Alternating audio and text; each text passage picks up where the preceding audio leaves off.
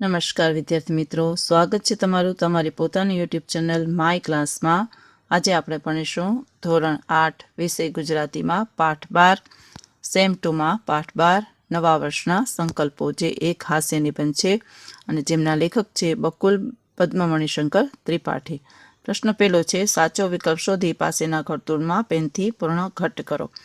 પહેલું છે, બેસતા વર્ષના દિવસની હવાની સામાન્ય જનોના મન પર સી અસર પડે છે, તો લખો એ કંઈક નવો ચમકારો લાવી દે છે. બીજું, બેસતા વર્ષે લોકોના મનમાં શું થવાની હોશ જાગે છે, તો એમાં લખો સી બુદ્ધ, મહાવીર, વિવેકાનંદ કે નેપોલિયન થવાની. ત્રીજું, દિવાળીનો ઉત્સાહ ઘણાને માટે કયા રસમાં પલટાઈ જાય છે, તેમાં લખો સી વીર રસમાં. ચોથું, કાર્તિકી પૂર્ણિમા સુધી શેનું સમારકામ ચાલ્યું, તેમાં લખો બી ઘડિયાળનું. પાંચમું, સંતો મહાત્માઓ શું મૂકવાનું કહી ગયા છે, તેમાં લખો એ જીવનની માયા. છઠ્ઠું, લેખક કયા સંકલ્પને શબ્દરચના હરીફાઈના અડધા ભરાયેલા વ્યૂ સાથે સરખાવે છે, તેમાં લખો સી વહેલા ઉઠવાના. સાતમું, લેખકે વહેલા ઉઠવાનો સંકલ્પ કર્યો કારણ કે, તેમાં લખો બી લેખકની જિંદગીમાં લગભગ 4 વર્ષ જેટલો વધારો થાય તેમ હતો. આઠમું, ચા બંધ કરનાર ભાઈનો સંકલ્પ તૂટી ગયો કારણ કે, તેમાં લખો માંદગીના ઉપવાસમાં ચા પીવાના કારણે રાહત થઈ ગઈ હતી. નવમું, ચા છોડી દેનારના સ્વયંનો મહિમા ક્યાં ગાજી રહ્યો છે, તો લખો સી ચારે દિશાઓમાં. 10મું, ચા છોડી દેનારના સ્વયંનો મહિમા સ્વર્ગમાં પહોંચતા કોનું આસન ડોલી ઉઠ્યું, તેમાં લખો બી ઇન્દ્રનું. 11મું, ચા છોડવા જેવો જ બીજો લોકપ્રિય સંકલ્પ કયો છે, તેમાં લખો ડી સિગરેટ છોડવાનો. 12મું, સિગરેટ છોડવાનો સંકલ્પ કોના આગ્રહથી કરવો પડે છે, તો લખો એ રસિક અરસિક પત્નીઓના તથા દુષ્ટ ડોક્ટરોના. 13મું, મહાપુરુષો નિયમિત બની શક્યા તેનું કારણ કયું છે, તો લખો સી તેઓ મહાપુરુષ હતા. 14મું, નવા વર્ષના સંકલ્પો એટલે વહેલી પરોઢનું ઝાકળ એમ લેખક શા માટે કહે છે, તો એમાં લખો બી ઝાકળની જેમ અલ્પજીવી હોય છે.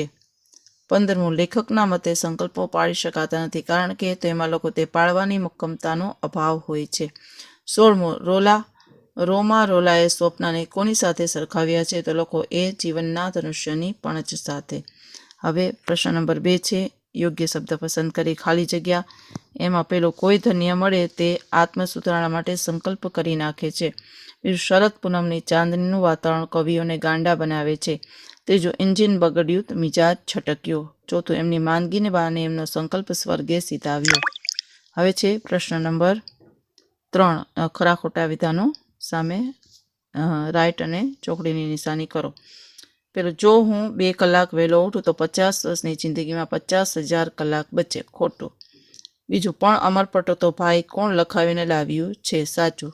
ત્રીજું, માતાનો પ્રેમ, પિતાની કડકાઈ, ભગીનીનું વહાલ, પત્નીના આંસુ કોઈ તેમને ચડાવી ન શક્યું. ખોટું. કેટલાક મહાપુરુષો નિયમિત થઈ શક્યા છે કારણ કે એ મહાપુરુષ છે, તો કે સાચું. ચોથો પ્રશ્ન, એક વાક્યમાં ઉત્તર લખો. લેખક નવા સંકલ્પ ક્યારે કરે છે, તો લખો લેખક નવા સંકલ્પો બેસતા વર્ષે કરે છે. બીજું, લેખકના મતે બેસતું વર્ષ છે એમ ક્યારે સમજવું, તો લખો જે દિવસે લોકો જુદા જુદા સંકલ્પ મંત્રોનું મનોમન ઉચ્ચારણ કરે ત્યારે સમજવું કે બેસતું વર્ષ છે. ત્રીજું, સંકલ્પોની મજા વિશે લેખક શું કહે છે, તો લખો સંકલ્પો કરવામાં જેટલી મજા આવે છે તેટલી પાળવામાં નથી આવતી. ચોથું, વહેલા ઉઠીને લેખક કેટલા વર્ષ બચાવવા માંગે છે, તો લખો વહેલા ઉઠીને લેખક 50 વર્ષ બચાવવા માંગે છે. પાંચમું, એલાર્મ ઘડિયાળનું સમારકામ ક્યાં સુધી ચાલ્યું, તો લખો એલાર્મ ઘડિયાળનું સમારકામ કાર્તિકી પૂર્ણિમા સુધી ચાલ્યું. છઠ્ઠું, ચા છોડી દેનારનો સંકલ્પ કરનાર વ્યક્તિને કઈ કઈ વસ્તુ ચડાવી શકાતી નથી, તો લખો ચા છોડી દેવાનો સંકલ્પ કરનાર વ્યક્તિને માતાનો પ્રેમ, પિતાની આજ્ઞા, બહેનના આંસુ, પત્નીની ધમકી, મિત્રોની મસ્કરી અને ચાની જાહેર ખબરો વગેરે વસ્તુઓ ચડાવી શકતી નથી. સાતમું, ઇન્દ્રનું ઇન્દ્રાસન ડોલાવનાર લેખકનો કયો સંકલ્પ હતો, તો લખો લેખકનો ચા ન પીવાનો સંકલ્પ ઇન્દ્રનું ઇન્દ્રાસન ડોલાવનાર હતો. આઠમું, ચા છોડી દેવાનો સંકલ્પ ટક્યો નહીં. આ વાતને લેખક કયા શબ્દોમાં રજૂ કરે છે, તો લખો ચા છોડી દેવા ભાઈ કોઈક માંદગીમાં સકળાયા તે વખતે તેમણે થોડા ઉપવાસ કર્યા ત્યારે તેમને જ્ઞાન થયું કે ચા પીવાથી ઉપવાસમાં રાહત રહે છે. નવમું, સંકલ્પો ન પડાતા લેખકને કયો વિચાર આવ્યો છે, શું એ વિચાર ટકી રહે છે ખરો, તો લખો લેખકને વિચાર આવે છે કે હવે કદી બેસતા વર્ષે સંકલ્પો કરવા જ નહીં, પણ તેમણે વિચાર ટકતો નથી. પાંચમો પ્રશ્ન, 2 વાક્યોમાં ઉત્તર લખો. પેલું, નવા વર્ષના સંકલ્પોની બાબતમાં લેખકે માનવીના મનની કઈ નબળાઈને કેન્દ્રમાં રાખી છે, તો લખો માનવી સંકલ્પ કરે છે પણ એ પાળી શકતો નથી, એ માટે એક કે બીજા બહાને મનને મનાવ્યા કરે છે. માનવ સ્વભાવની આ એક નબળાઈ છે, તેને કેન્દ્રમાં રાખીને લેખકે હાસ્ય લેખનું સર્જન કર્યું છે. બીજું, નવા વર્ષે લીધેલા સંકલ્પો ટકી રહે છે ખરા? શા માટે? તો લખો ના નથી, કારણ કે ટકતા નથી, કારણ કે બેસતા વર્ષના દિવસે લોકો ઉત્સાહમાં આવી સંકલ્પો કરે છે, તો પણ એ શબ્દ રચના હરીફાઈના અડધા ભરાયેલા વ્યૂહની જેમ એમને એમ પડ્યા રહે છે.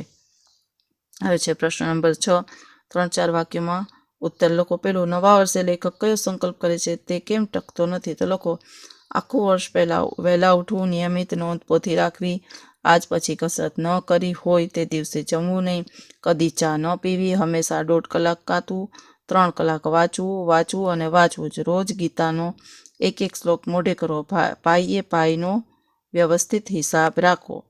ચાલો હવે બીજું, નવા વર્ષના સંકલ્પને લેખક કોની સાથે સરખાવે છે? તો લખો, નવા વર્ષના સંકલ્પને લેખક વહેલી પરોઢના ઝાકળ સાથે, વૈશાખની બપોરે ફૂંકાતા વંટોળિયા સાથે, શિયાળાની સવારે આવતા શરદીના મોજા સાથે, કોઈ ઉસ્તાદના સંગીતના જલસામાં આવતા ઊંઘના ઝોકા સાથે સરખાવે છે. ત્રીજું, બેસતા વર્ષે સામાન્ય જનોના મનમાં કયા વિચાર આવે છે? લખો, એકદમ વિચાર આવે છે કે આપણે પણ ભગવાન બુદ્ધ, મહાવીર, વિવેકાનંદ કે નેપોલિયન થવું. તેમને જીવનના વર્ષો નકામા સરી જતા લાગે છે, તેથી એકદમ કંઈક તો કરી જ નાખવું, એવો વિચાર તેમના મનમાં આવે છે. ચોથું, ચા છોડી દેવાનો સંકલ્પ કેમ ટક્યો નહીં? ચા છોડી દેનાર માણસે ફરીથી ચા પીવાનું શા માટે શરૂ કર્યું? તો લોકો, ચા છોડી દેનાર ભાઈને કોઈક માંદગી થઈ, તે વખતે તેમને થોડા ઉપવાસ કરવા પડ્યા, ત્યારે તેમને જ્ઞાન થયું કે ચા પીવાથી ઉપવાસમાં રાહત રહે છે. આથી ચા છોડી દેનાર માણસે ફરીથી ચા પીવાનું શરૂ કર્યું.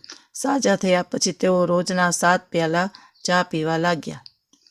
પાંચમું, લેખકે વહેલા ઉઠવાનો સંકલ્પ કેમ કર્યો? તો લોકો, લેખક ગણતરી કરે છે કે જો તેઓ રોજ સવારે 7 ને બદલે 5 વાગે ઉઠે તો 1 વર્ષના 72 કલાક અને 50 વર્ષનું આયુષ્ય હોય તો જિંદગીના 36,000 કલાક બચે. આમ તેઓ રોજ ફક્ત 2 કલાક વહેલા ઉઠે છે. છઠ્ઠું, કેટલાકને શેની ધૂન વળગે છે? આ ધૂનને લેખક કયા દ્રષ્ટાંતથી સમજાવે છે? તો લખો, દરેક કામમાં નિયમિત થઈ જવાની ધૂન વળગે છે. આ ધૂનને લેખક સૂરજના ઉદાહરણથી સમજાવે છે. જેમ સૂરજ વર્ષમાં અમુક મહિનામાં રોજ થોડી સેકન્ડો મોડો ઉગે છે અને અમુક મહિના આઈસ્ક્રીમ પાર્ટીમાં આવી પહોંચતા મિત્રોની જેમ થોડીક સેકન્ડો વહેલો ઉગે છે. ત્યાં પછી લોકો, સાતમું, આત્મસુધારણાના મોજાના ઉસ્તાદના જલસાના દ્રષ્ટાંતથી સમજાવો. વૈશાખની બપોરે વંટોળિયો જાગીને પાછો સૂઈ જાય છે. શિયાળાની સવાર શરદીનું મોજું આપણા પર કબજો જમાવે છે, પછી અનંતમાં ચાલ્યું જાય છે. એ જ રીતે કોઈ ઉસ્તાદના સંગીતના જલસામાં આવતા ઊંઘના ઝોકા સાથે સરખાવે છે. આમ હવે આઠમું, સ્વપ્નો તો જીવનના ધનુષ્યની પણજ જેવા છે, એમાં રોલા શા માટે કહે છે? તો લોકો, જેમ પણ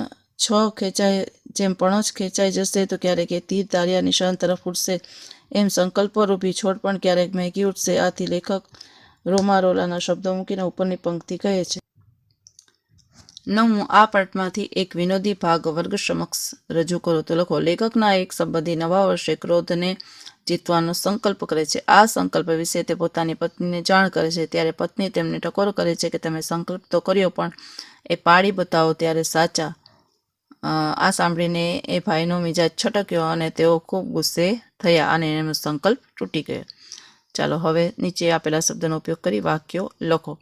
પેલું છે આત્મસુધારણા. તો એમાં લખો, દરેક વ્યક્તિએ બેસતા વર્ષે આત્મસુધારણા માટે કોઈને કોઈ સંકલ્પ કરવો જોઈએ. બીજી, અઠવાડિયું. તો લખો, અઠવાડિયું વીતી ગયું છતાં વિદેશ ગયેલા દીકરાનો કોઈ સમાચાર ન મળ્યા. દીકરીને સાસરે વળાવતા માતા પિતાની આંખમાં જળજળિયા આવ્યા.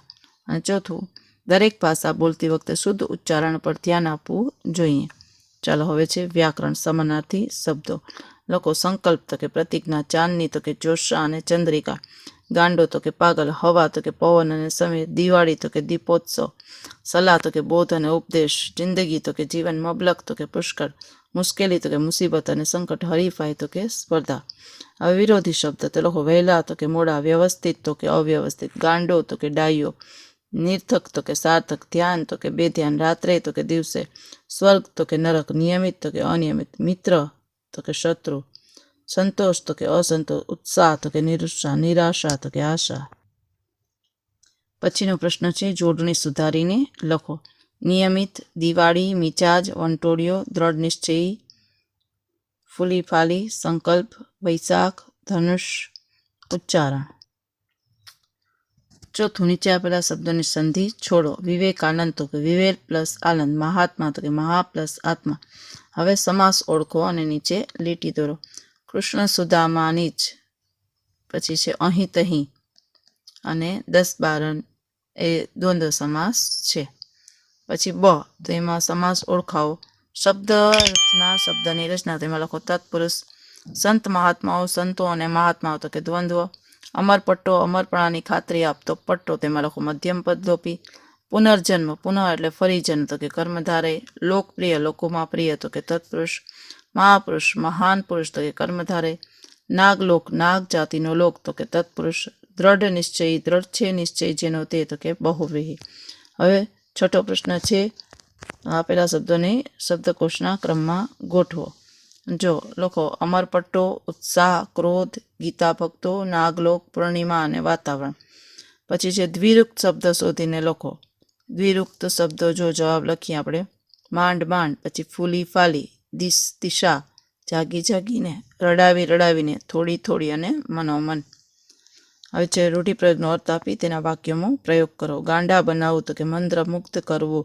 વાક્ય ગાંધીજીની ભ્રષ્ટાચાર વિરોધી લડતે પ્રજાને ગાંડી બનાવી મૂકી. બીજું, આંખમાં ચમક આવી તો કે નવો ઉત્સાહ પ્રગટ થવો. લખો દીકરીના લગ્નનો પ્રશ્ન હલ થઈ જતા પિતાની આંખમાં ચમક આવી. ત્રીજું, માયા મૂકવી તો કે સ્નેહ મમતા છોડવી. વાક્ય દરેક વ્યક્તિએ મૃત્યુ પહેલાં સંસારની માયા મૂકી દેવી જોઈએ. ચોથું, પંથે ચડવું તો કે રસ્તે આગળ વધવું. નુકસાનીના આઘાતમાંથી બહાર નીકળીને પ્રવીણભાઈ ફરી વ્યવસાયના પંથે ચડી ગયા. પાંચમું, દિશામાં ગાજવું તો કે 4 દિશામાં પ્રગતિ પામવી. વાક્ય લખો અંતે સત્યનો ડંકો દિશામાં ગાજવાનો જ છે. છઠ્ઠું, આસન ડોલી ઉઠવું તો લખો અસ્થિરતા આવવી. વાક્ય લખો ઘરમાં પુત્ર વધુનો આગમન થતાં સાસુમાને થયું કે એનું આસન જરૂર ડોલી ઉઠશે, મંત બની જવાની ધૂન વળગી. પછી લખો ધૂન વળગવી તો મનમાં તરંગ આપો તો લખો દિગ્ગતને શેર બજારમાં મોટો સોદો કરીને જલ્દીથી શ્રીમંત બની જવાની ધૂન વળગી હતી. આઠમું, મિજાજ છટકવો તો લખો ગુસ્સા પર કાબુ ન રહેવો તો. વાક્ય લખો દીકરાના ખોટા ખર્ચા જોઈ પિતાનો મિજાજ છટક્યો. નવમું, કબજો લઈ લેવો તો કે અધિકાર જમાવવો તો લખો ચોરે બંદૂકની અણીએ ઘરના માણસોને ડરાવીને સામાનનો કબજો લઈ લીધો. 10મું, અનંતમાં ચાલ્યા જવું તો કે આકાશમાં વિલીન થઈ જવું. માર્ગ અકસ્માતમાં ઘવાયેલા માતા પિતા અનંતમાં ચાલ્યા ગયા. હવે શબ્દ સમૂહ માટે એક શબ્દ લખો હું સીધા જવાબ બોલું છું વિદ્યાર્થી મિત્રો. નીરસ પહેલામાં, બીજું આત્મસુધારણા, ત્રીજું ઇન્દ્રાસન, ચોથું પુનર્જન્મ, પાંચમું દ્રઢ નિશ્ચયી, છઠ્ઠું અમરપટ્ટો, સાતમું વ્યાયામવીર અને આઠમું પણજ. હવે સાદું, સંયુક્ત અને સંકુલ વાક્ય આપણે અલગ તારવવાનું છે. જો પહેલામાં આવશે સાદું વાક્ય, બીજામાં આવશે સંયુક્ત વાક્ય, ત્રીજામાં આવશે સંયુક્ત વાક્ય, ચોથામાં આવશે સંકુલ વાક્ય, પાંચમામાં આવશે સાદું વાક્ય અને છઠ્ઠામાં આવશે સંકુલ વાક્ય. અને વિદ્યાર્થી મિત્રો જે પ્રશ્નનો જવાબ અધૂરા હતા એ અહીંયા લખાવેલા છે. જો પ્રશ્ન નંબર 6નો ઉત્તર, આથી ચા છોડી દેનાર માણસે ફરીથી ચા પીવાનું શરૂ કર્યું. આ પ્રશ્ન નંબર 6નો 5માનો ઉત્તર, ઉઠે તો તેમની જિંદગીમાં લગભગ 4 વર્ષનો સુધારો થયાથી લેખકે વહેલા ઉઠવાનો સંકલ્પ કર્યો. અને પ્રશ્ન નંબર 6નો ઉત્તર, નિયમિત થવાની મહેચ્છા રાખનાર પામનાર માનવીનું શું ગજવું. અને 7નો ઉત્તર, વર્ષે લીધેલા સંકલ્પ પૂર્ણ થતા નથી. ચાલો વિદ્યાર્થી મિત્રો, આજના વિડીયો લેક્ચરમાં એટલું. જો તમને આ વિડીયો ગમ્યો હોય તો લાઇક કરશો, તમારા મિત્રો સાથે શેર કરશો અને મારી ચેનલને સબસ્ક્રાઈબ પણ કરશો. આવજો.